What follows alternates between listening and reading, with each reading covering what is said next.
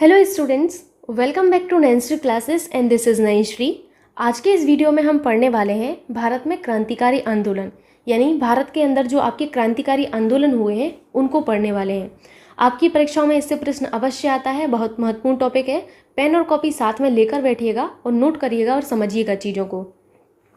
कल हम जो टॉपिक पढ़ेंगे वो पढ़ेंगे भारत के बाहर होने वाले क्रांतिकारी आंदोलनों को, तो सारे के सारे आंदोलन हमारे कवर हो जाएंगे। इसके अलावा मैं आपको एक चीज़ बोलना चाहती हूँ, बहुत सारे बच्चों को कन्फ्यूज़न ये हो रहा है हर्षवर्धन को लेकर। तो हर्षवर्धन को लेकर मैं आपको बता देती हूँ कि एक मैंने वीडियो बनाया था जिसमें हर्षवर्धन के क्वेश्चंस थे, काफ़ी सारे 10-15 क्वेश्चन होंगे।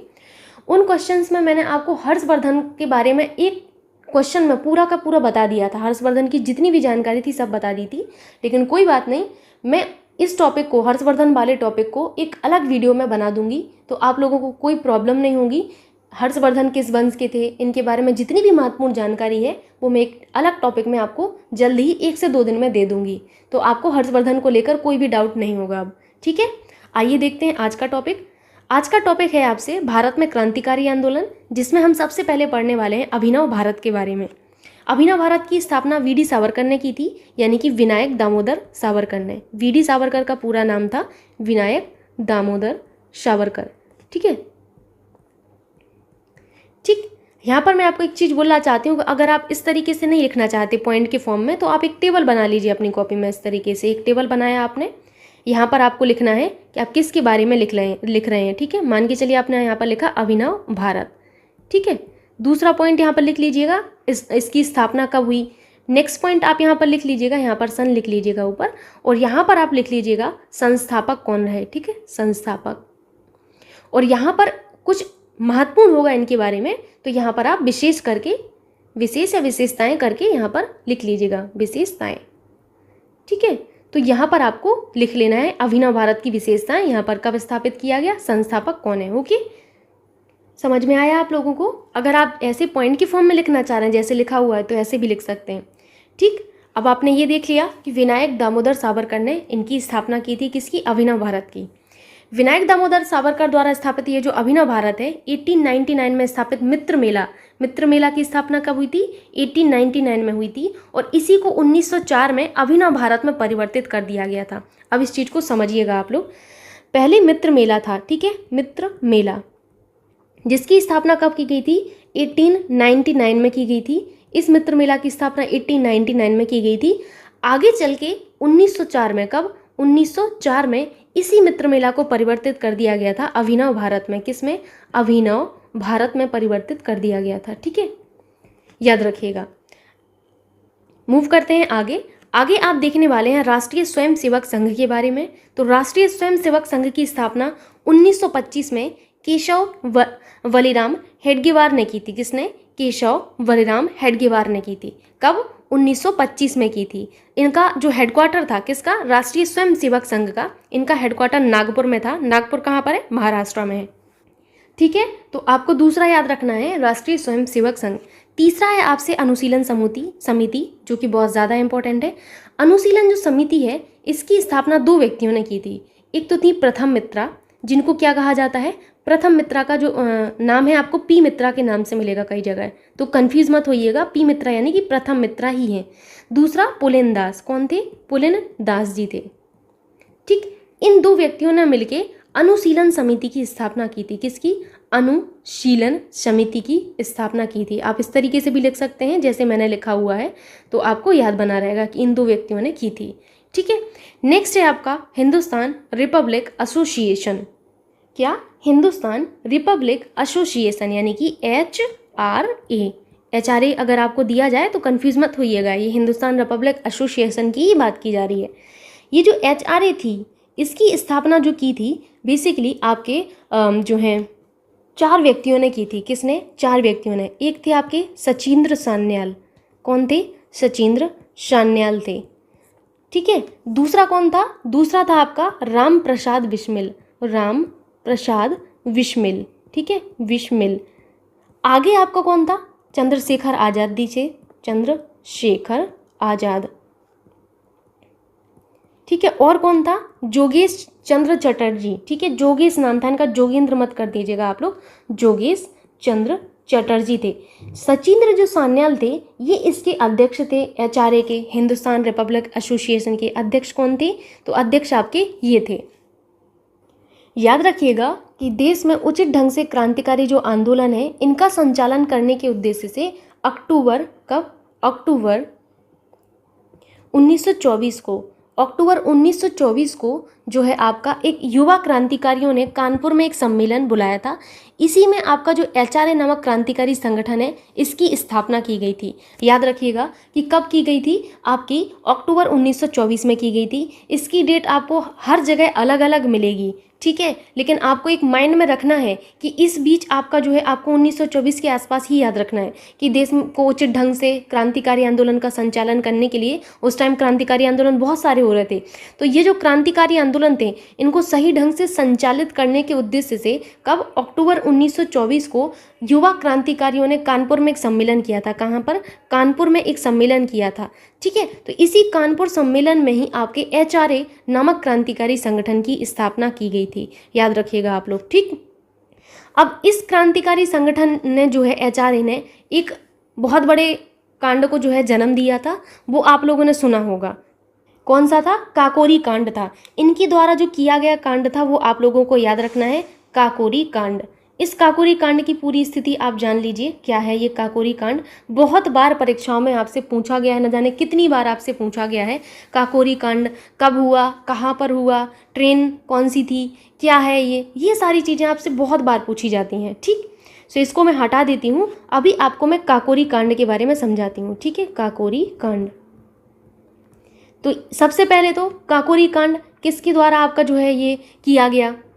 ये जो आपके एचआरए के सदस्य थे, एचआरए के सदस्य कौन थे? तो आप कहेंगे कि मैम सचिंद्र सान्याल थे, रामप्रसाद बिस्मिल थे, जोगेंद्र चंद चटर्जी थे, और आपके कौन थे? और थे आपके चंद्रशेखर आजाद। तो इस संस्था में और भी लोग थे, ये तो संस्थापक थे भाई, संस्थापक मैंने आपको बताया है।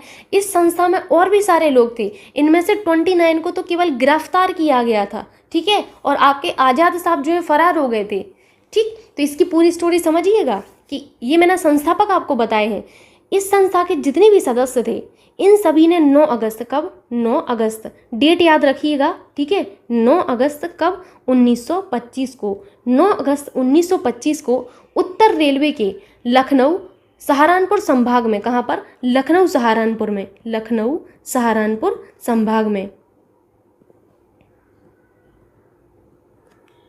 लखनऊ सहारनपुर संभाग को आप इस तरीके से भी समझ सकते हैं कि 9 अगस्त 1925 को लखनऊ से सहारनपुर जाने वाली जो ट्रेन थी, कौन सी?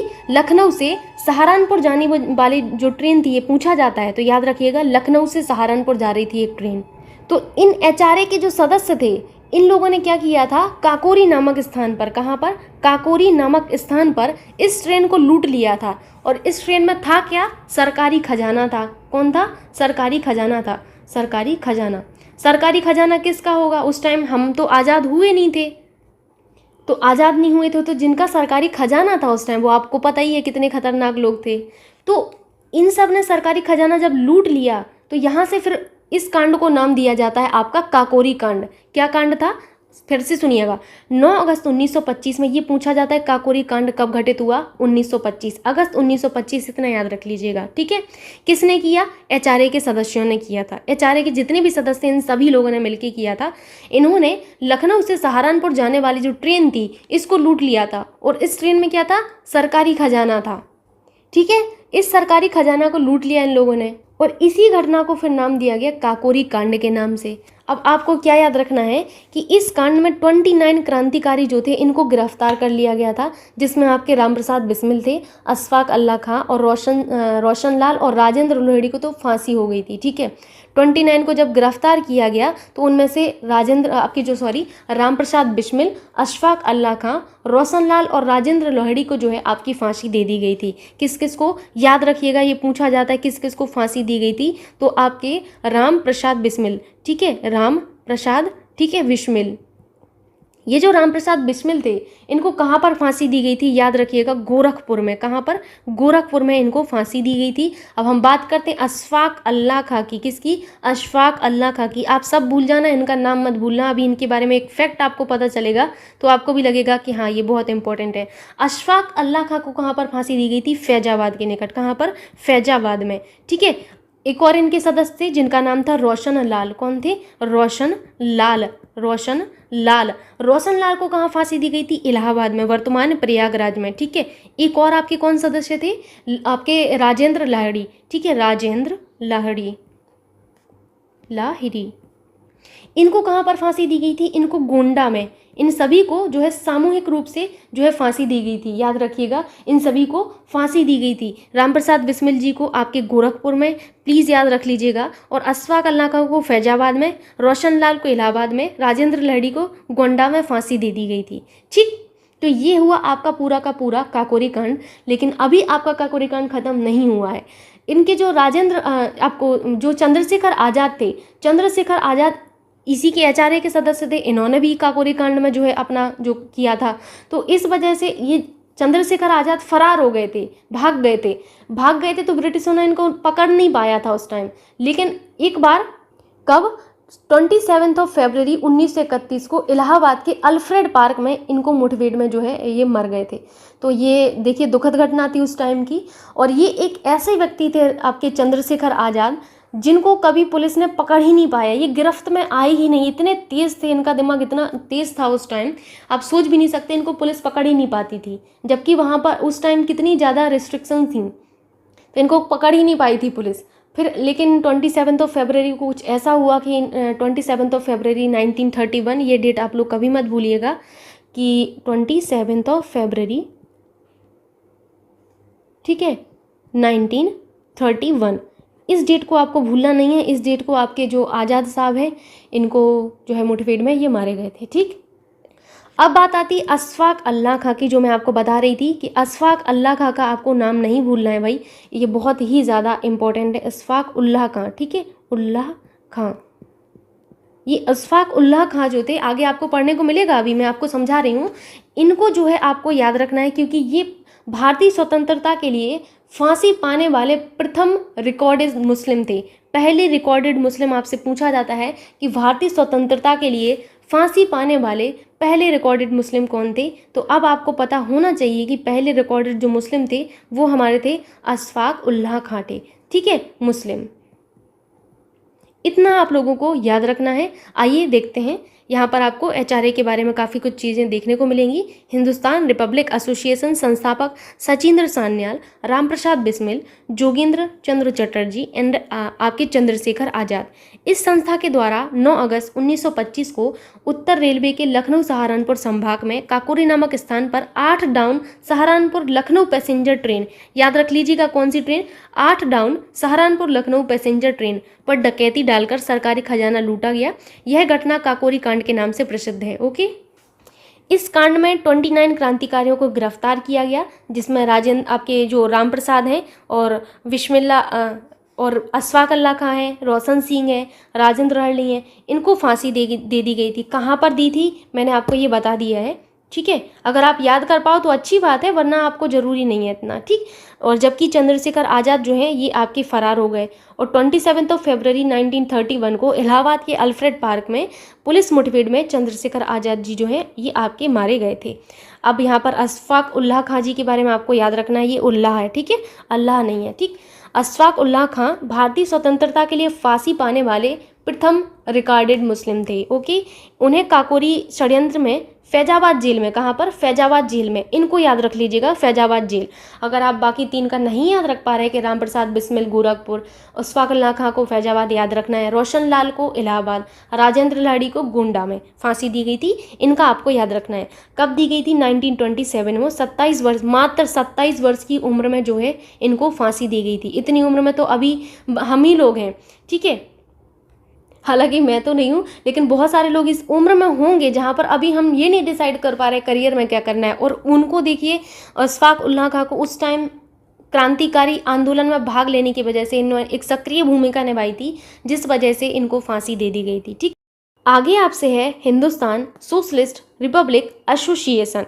तो HSRA याद रखिएगा, ये क्या है, HSRA है। HSRA में आपको याद रखना है कि संस्थापक कौन थे, तो चंद्रशेखर आज़ाद द्वारा दिल्ली की फिरोजशाह कोटला मैदान में 1928 में हिंदुस्तान सोशलिस्ट रिपब्लिक एसोसिएशन की स्थापना की गई थी। ओके, जब आप 1928 लिखते हैं तो आपको कुछ याद आता होगा, आपको साइमन कमीशन की याद आती होगी 1928 की। साइमन कमीशन याद आती है कि नहीं आती है? साइमन कमीशन की जब याद आती होगी तो आपको एक चीज़ याद आती होगी कि लाला लाजपत राय इसी का विरोध कर रहे थे, और इसी के विरोध में लाला लाजपत राय पर लाठियों का प्रहार हुआ था और उनकी मृत्यु हो गई थी। अगर हम बात करें साइमन कमीशन की, तो साइमन कमीशन भारत में किस लिए आया था? याद रखिएगा, साइमन कमीशन भारत में जो मॉन्टेग्यू चेम्सफोर्ड सुधार था, कब का? 1919 का था ये मॉन्टेग्यू चेम्सफोर्ड सुधार। अभी आप आगे पढ़ेंगे साइमन कमीशन के बारे में, डोंट वरी। बस अभी मैं आपको एक बता रही हूँ, याद रहे चीज़ों के बारे में। जब मैं बार बार बोलूँगी तब हिस्ट्री याद होती, ऐसे याद नहीं होती। मुझे भी बहुत प्रॉब्लम हुई थी शुरुआत में, मैं तो पूरा टेक्निकल कोर्स से थी, तो मुझे कितनी प्रॉब्लम हुई होगी। लेकिन जब धीरे धीरे मैंने बार बार चीज़ों को पढ़ा 10-12 बार, तो मुझे फिर चीज़ें समझ में आई, फिर मुझे याद रहने लगा। तो आपको भी ऐसे बार बार जब मैं पढ़ाऊँगी तब आपको समझ में आएगा, ठीक है? सुनते जाइए। अब साइमन कमीशन 1928 में आया, ठीक है। मॉन्टेग्यू चेम्सफोर्ड जो सुधार हुआ था ये आपका 1919 का था। कब का था? 1919 का था। मैं पॉलिटी में आपको आज पढ़ा चुकी हूँ यही, मॉन्टेग्यू चेम्सफोर्ड सुधार 1919 का। ये जो सुधार था, इसी सुधार की जांच के लिए ये भाई साहब आए थे। कौन? साइमन कमीशन आए थे। ये कमीशन जो था साइमन कमीशन, इसको श्वेत कमीशन कहा गया। क्या कहा गया? श्वेत कमीशन या श्वेत आयोग कहा गया, ठीक है। अब साइमन कमीशन को लेकर बहुत लोग बहुत तरीके की बातें बोलते हैं कि साइमन कमीशन सबसे पहले कहाँ आया, तो सब कहते हैं बम्बई में आया। भाई बम्बई में नहीं आया था साइमन कमीशन। साइमन कमीशन सबसे पहले आपका दिल्ली में पहुंचा था। कहाँ पर पहुंचा था? दिल्ली में पहुंचा था। कई लोग आपको बम्बई बताएंगे, लेकिन अगर आपके ऑप्शन में 4 ऑप्शन है, अगर दिल्ली है तो प्लीज़ दिल्ली पर टिक करिएगा। अब आप नर्सरी क्लासेस से पढ़ रहे हैं, ठीक, तो दिल्ली टिक करना है आपको। दिल्ली नहीं है ऑप्शन में, तब आप मुंबई पर जाइए। तो पूछा जाता है साइमन कमीशन सबसे पहले कहाँ आया, तो सबसे पहले आपका साइमन कमीशन दिल्ली पहुंचा था, ठीक। ये हो गया आपके साइमन कमीशन की कहानी। इन्हीं साइमन कमीशन का विरोध कर रहे थे हमारे कौन? लाला लाजपत राय जी कर रहे थे। इन पर हो गया था लाठियों का प्रहार, ठीक। और इन पर जो लाठियों का प्रहार हुआ था, तो इन पर लाठियों का प्रहार करने वाले सहायक पुलिस अधीक्षक थे जिनका नाम था सेंडर्स। क्या नाम था? सेंडर्स। इनको याद रख लीजिएगा आप लोग। इन्हीं सेंडर्स की 30 अक्टूबर 1928 को भगत सिंह, चंद्रशेखर आज़ाद, राजगुरु द्वारा हत्या कर दी गई। कितने खूंखार थे ये सब हमारे क्रांतिकारी। इनकी हत्या कर दी। किसकी? पुलिस अधीक्षक सेंडर्स की हत्या कर दी। और यह इस संगठन की पहली क्रांतिकारी गतिविधि थी। कौन सी गतिविधि? इन सेंडर्स महाशय की हत्या करना, ठीक। क्यों की थी हत्या? हत्या का रीज़न आप जान गए कि इन्होंने लाला लाजपत राय पर जो है लाठियाँ बरसाई थी, और जिस वजह से हमारे लाला लाजपत राय जी की मृत्यु हो गई थी, ठीक। तो इसी वजह से इन लोगों ने इन सेंडर्स की हत्या कर दी थी, ठीक। ठीक है, मूव करते हैं हम लोग आगे।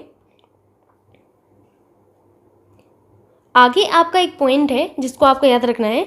लाहौर षड्यंत्र के अंतर्गत जतिन दास ने जेल में राजनीतिक बंदी का दर्जा प्राप्त करने के लिए भूख हड़ताल की। कितने दिन की? 64 दिन की भूख हड़ताल के बाद उनकी मृत्यु हो गई थी।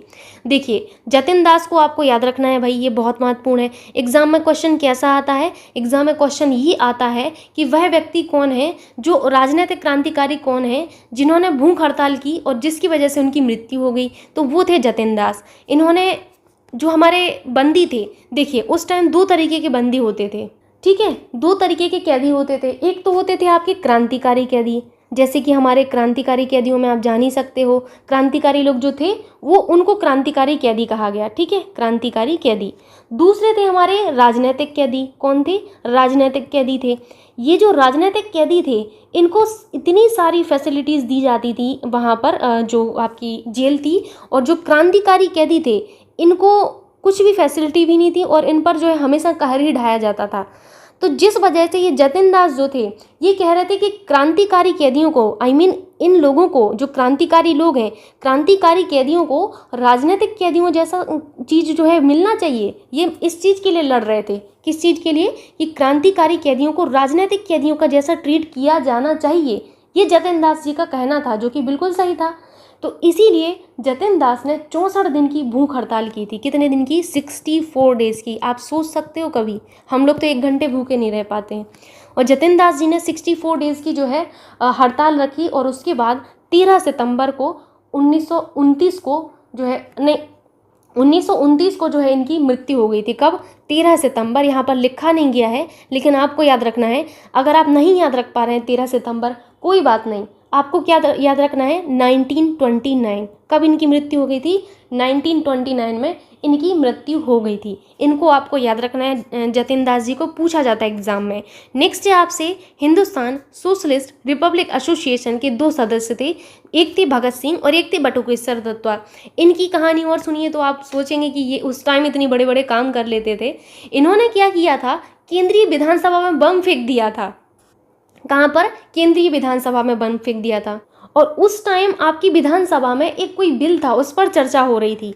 इन दोनों ने बम फेंक दिया, जिसकी वजह से इनको गिरफ्तार कर लिया गया केंद्रीय असेंबली बम कांड के अंतर्गत, और इन पर फिर मुकदमा चलाया गया। बाद में इस संगठन के अन्य सदस्यों को गिरफ्तार कर लिया गया और 16 क्रांतिकारियों के ऊपर लाहौर षड्यंत्र कांड के अंतर्गत मुकदमा चलाया गया था। ठीक, अब आपको थोड़ी कहानी क्लियर हो रही है? होनी चाहिए। ये HSRA के ही सदस्य थे। किसके? HSRA, Hindustan socialist Republic association. इसके 2 सदस्य थे। कौन थे HSRA के 2 सदस्य? 1 मिनट में आपको बता रही। एक सदस्य थे भगत सिंह। जब तक आप लोग लिख लिख के नहीं देखेंगे याद नहीं होगा, ठीक है? भगत सिंह। और एक थे आपके बटुकेश्वर दत्ता, ठीक है? कौन थे? बटुकेश्वर दत्त, ठीक है? केशवर दत्त। ये जो थे, इन्होंने 1929 में केंद्रीय विधानसभा में बम फेंक दिया। उस टाइम कोई बिल था, उस पर चर्चा हो रही थी। ठीक, तो इन लोगों को गिरफ्तार कर लिया गया और केंद्रीय असेंबली बम कांड के अंतर्गत इन पर मुकदमा चलाया गया। और साथ ही साथ 16 अन्य क्रांतिकारियों के ऊपर लाहौर षड्यंत्र के मामले में मुकदमा चलाया गया। ठीक है, आगे देखिए। भगत सिंह, राजगुरु और सुखदेव को फांसी हो गई। कब? 23 मार्च 1931 को इन तीनों को फांसी दे दी गई थी। किसको? भगत सिंह को, राजगुरु को और सुखदेव को। बहुत बार एग्जाम में यही पूछा जाता है कि भगत सिंह, राजगुरु और सुखदेव को कब फांसी हुई, तो आपको याद रखना है 1931 को इन 3 व्यक्तियों को फांसी हो गई थी।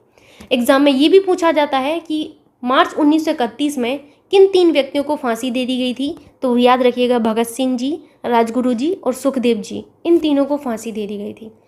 चोरी छिपे फिर इनका अंतिम संस्कार हुआ। कहाँ पर? फिरोजपुर जिले के सतलज नदी के तट पर इनका संस्कार हुआ और उसी स्थान पर आज भगत सिंह स्मारक मौजूद है। ठीक है, इंकलाब जिंदाबाद का प्रयोग जो है सबसे पहले भगत सिंह जी ने ही किया था। अगेन वेरी वेरी इंपॉर्टेंट, किसने किया था? भगत सिंह ने किया था। ये जो इंकलाब है, इसके बारे में बहुत ज़्यादा लोगों को एकदम डाउट सा होता है, किसने दिया, किसके द्वारा ये आपका संकलित किया गया। तो इसकी कहानी सुन लीजिए। इंकलाब शब्द का जो अर्थ होता है वो होता है क्रांति अमर रहे। क्या होता है? क्रांति अमर रहे, ये होता है इसका अर्थ। इंकलाब शब्द का प्रयोग जो है सबसे पहले किसने किया था? तो मोहम्मद इकबाल ने किया था। किसने? मोहम्मद इकबाल ने किया था। इनका नाम आप लोग जानते होंगे, नहीं जानते होंगे तो आगे इनके बारे में बहुत अच्छे से आप जान जाएंगे कि कौन है ये मोहम्मद इकबाल साहब। तो मोहम्मद इकलाब जो आपके इकबाल थे, इनके द्वारा सबसे पहले आपका जो है इंकलाब शब्द का प्रयोग किया गया। और सबसे पहले इंकलाब जो शब्द है इसको संकलित किसने किया था? तो हज़रत मोहिनी ने किया था। किसने? हज़रत मोहिनी ने किया था।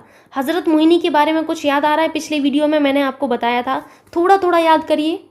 अगर नहीं याद आ रहा है तो मैं आपको बताती हूँ। बाल गंगाधर तिलक याद है? जब मैंने आपको नरम दल और गरम दल पढ़ाए थे, थोड़ा थोड़ा याद आ रहा होगा आपको। नरम दल और गरम दल 1907 में इनका विभाजन हुआ था, याद करिए। तो ये जो आपके बाल गंगाधर तिलक थे, इनको 1 अगस्त 1920 में इनकी मृत्यु के बाद इनकी अर्थी को महात्मा गांधी ने, मौलाना शौकत अली ने और शैफुद्दीन किचलू जी ने उठाया था। और मौलाना हज़रत मोहिनी ने इस समय शोक गीत पढ़ा था। क्या पढ़ा था? शोक गीत पढ़ा था। तो यही वो हज़रत मोहिनी है जिन्होंने इंकलाब शब्द को संकलित किया। ठीक है, यहाँ पर याद रख सकते हैं आप लोग। इंकलाब शब्द का अर्थ क्रांति अमर रहे, इंकलाब जिंदाबाद शब्द हजरत मोहिनी द्वारा संकलित है। वेरी वेरी इंपॉर्टेंट, किसके द्वारा संकलित है इंकलाब जिंदाबाद? हजरत मोहिनी द्वारा। प्रयोग सबसे पहले किसने किया? भगत सिंह ने किया था इंकलाब जिंदाबाद। अगर हम सिर्फ और सिर्फ इंकलाब शब्द की बात करें कि इंकलाब शब्द का प्रयोग किसने किया, तो मोहम्मद इकबाल ने किया था। समझ आया आप लोगों को? अगर हम कहें इंकलाब शब्द का प्रयोग किसने किया? मोहम्मद इकबाल ने। इंकलाब जिंदाबाद का प्रयोग किसने किया? भगत सिंह ने। सबसे पहले इंकलाब जिंदाबाद को संकलित किसने किया? हजरत मोहिनी जी ने। अभी समझ आया? आगे चलते हैं। आगे है आपसे Indian Republic army. Indian Republic army की स्थापना सूर्यसेन ने की थी। कहाँ पर? बंगाल में की थी। सूर्यसेन जो है इनको मास्टर दा कहा जाता है। क्या कहा जाता है? मास्टर दा। ठीक है, मास्टर दा कहा जाता है इनको। सूर्यसेन के द्वारा चटगांव शस्त्रागार धावा जो है ये आयोजित किया गया था। कई बार एग्जाम में पूछा जाता है चटगांव शस्त्रागार धावा किसके द्वारा आयोजित किया गया? तो सूर्यसेन जी के द्वारा। पूछा जाता है मास्टर दा के नाम से किसे जाना जाता है? सूर्यसेन को। ओके, समझ गए आप लोग? नेक्स्ट है आपका फॉरवर्ड ब्लॉक। फॉरवर्ड ब्लॉक को आपको याद रखना है क्योंकि इनकी स्थापना आपके बोस साहब ने की थी। किसने? सुभाष चंद्र बोस जी ने की थी। कांग्रेस पद से इन्होंने इस्तीफा दिया था। कब दिया था? 1939 में। अब आप थोड़ा सा याद करिए भारतीय राष्ट्रीय कांग्रेस को, जिसकी स्थापना 1885 में की गई थी। इसके अधिवेशन मैंने आपको बताए हुए हैं, जहाँ पर मैंने आपको बहुत सारी चीज़ें बताई हुई हैं। वहाँ पर मैंने आपको बताया था कि 1939 में, कब? 1939 में आपका एक अधिवेशन हुआ था। कहाँ पर? त्रिपुरी में। कहाँ पर? त्रिपुरी में। त्रिपुरी कहाँ पर है? ये आपके मध्य प्रदेश के जबलपुर में है। ठीक है, मध्य प्रदेश के जबलपुर में है। देखिए बीच बीच में जितनी भी चीज़ें मिल रही हैं मैं आपको रिवीजन करवा रही हूँ, बस मैं चाहती हूँ आपको याद हो जानी चाहिए। जब तक आप एक चीज़ को दूसरी चीज़ से लिंक करके नहीं पढ़ेंगे, दूसरी चीज़ को तीसरी चीज़ से लिंक करके, बहुत प्रॉब्लम हो जाएगी। इस चीज़ को समझिए माय डियर स्टूडेंट्स कि आपको लिंक करके पढ़ना ही पड़ेगा, तब जाके आपको चीज़ें रिवाइज होंगी और आपको आराम मिलेगा पढ़ने में। ठीक है, तो त्रिपुरी में मध्य प्रदेश में जो है यहाँ पर एक अधिवेशन हुआ था। इस अधिवेशन में सुभाष चंद्र बोस जी ने कांग्रेस पद से इस्तीफा दे दिया था। जब इन्होंने इस्तीफा दे दिया था तो राजेंद्र प्रसाद जी को, मैंने आपको बताया था, राजेंद्र प्रसाद जी को जो है कांग्रेस का अध्यक्ष बनाया गया था। ठीक है, क्योंकि आपके जो ये थे ना बोस साहब, इन्होंने इस पद से इस्तीफा दे दिया था। इस्तीफा देने का कारण क्या था ये भी आप समझ लीजिए आज। क्योंकि गांधी जी से मतभेद चल रहा था। गांधी जी नहीं चाहते थे कि आपके जो आज़ाद साहब हैं आपके, सुभाष चंद्र बोस जो हैं वो अध्यक्ष बने, जिस वजह से सुभाष चंद्र बोस ने खुद ही इस्तीफा दे दिया था। किसने? सुभाष चंद्र बोस जी ने खुद ही इस्तीफा दे दिया था इस पद से।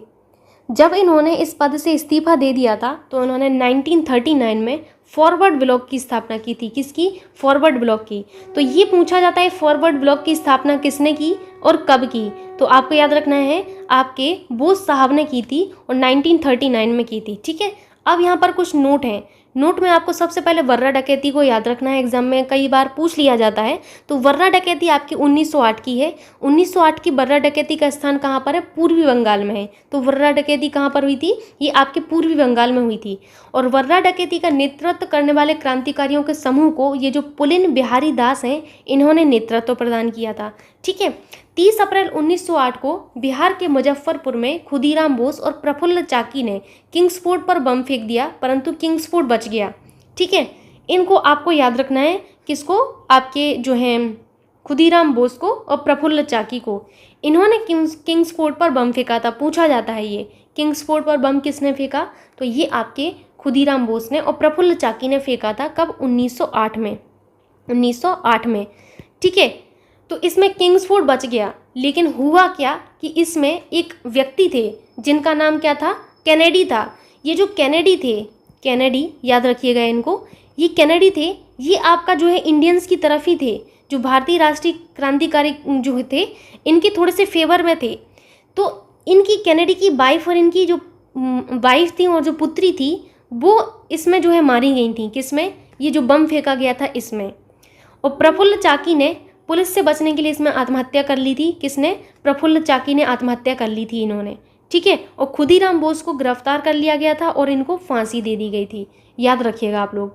अभी आप लोगों को जानकर ये बहुत ही ज़्यादा अजीब लगेगा। ये जो खुदीराम बोस जी थे ये मात्र 19 वर्ष के थे और 8 माह के थे। 19 वर्ष 8 माह के थे जब इनको फांसी दे दी गई थी। ठीक है, तो यहाँ पर आपसे कई बार पूछा जाता है कि स्वतंत्रता संग्राम में सबसे कम आयु के शहीद कौन थे, तो खुदीराम बोस आप लोगों को याद रखना है कि खुदीराम बोस जो हैं सबसे कम उम्र के शहीद थे। ठीक है, वेरी वेरी इंपॉर्टेंट, स्वतंत्रता संग्राम में सबसे कम उम्र के शहीद आपके खुदीराम बोस ही थे। ठीक, याद रखिएगा आप लोग। आगे चलते हैं। आगे आपसे है अलीपुर षड्यंत्र मामला, जो कि आपके 1908 में ही हुआ। तो अलीपुर षड्यंत्र मामले में अरविंद घोष और उनके भाई बारेंद्र घोष सहित 34 लोग जो है अवैध हथियार रखने के आरोप में गिरफ्तार हुए थे। तो आपको अलीपुर षड्यंत्र भी पूछा जाता है। एक तो ये पूछा जाता है कब का है, तो 1908 का है भाई अलीपुर षड्यंत्र। इसमें अरविंद घोष और उनके भाई जो थे बारेंद्र घोष, इनको और 34 व्यक्तियों को अवैध हथियार रखने के आरोप में गिरफ्तार कर दिया गया था। इसमें से 15 को सज़ा सुनाई गई, परंतु अरविंद घोष को रिहा कर दिया गया। क्यों कर दिया गया अरविंद घोष को रिहा? क्योंकि इनका जो बचाव है वो आपके चितरंजन दास जी ने किया था, जिन्हें आप सी दास के नाम से भी जानते हैं। ठीक है, तो आपके सी दास ने इनका बचाव किया था, जिस वजह से ये बच गए थे। ठीक है, तो आप लोगों को इतनी चीज़ें याद रखना है कि अरविंद घोष जी का बचाव आपके CR दास ने किया था। ठीक है, और आगे आपका कुछ है नहीं, ये आपका लास्ट था। अब आप लोगों को मन में आ रहा होगा कि आजकल मैं आपको क्वेश्चन सॉल्व नहीं करा रही हूँ, क्योंकि मैंने उसके लिए सोच लिया है कि मैं अब आपको कंबाइंड प्रैक्टिस कराऊंगी, जिसमें आपको बहुत सारे क्वेश्चन मिलेंगे। प्रैक्टिस में आपको ज़बरदस्त कराऊंगी, प्रैक्टिस में कोई कमी नहीं रखूंगी। बस आप लोग इसी तरीके से मेहनत करते रहिए, सिलेक्शन आपका तय है। प्लीज़ आप लोग मेहनत करिए, आपका सिलेक्शन तय है। इतना भी बड़ी बात नहीं है पेट में सिलेक्शन पाना, और किसी भी एग्ज़ाम में सिलेक्शन पाना कोई बड़ी बात नहीं है। बस आपके अंदर कॉन्फिडेंस होना चाहिए। ठीक है, सो पढ़ाई करिए, और बाकी का मैं तो हूँ ही आपके साथ। मिलते हैं नेक्स्ट वीडियो में। आपसे रिक्वेस्ट है कि वीडियो को ज़्यादा से ज़्यादा शेयर कर दिया करिए। Thank you so much.